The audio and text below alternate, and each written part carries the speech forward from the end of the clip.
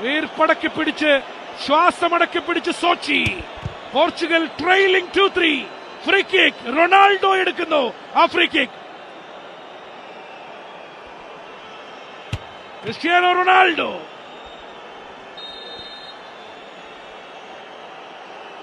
Ronaldo നിങ്ങളിത് കാണുക. ഈ ഭൂഗോളത്തിൽ why this man is called a genius.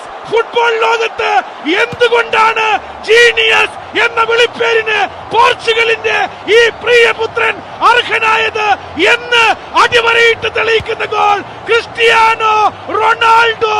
Over the moon. It's 3-3. My goodness, what a goal! Cristiano Ronaldo.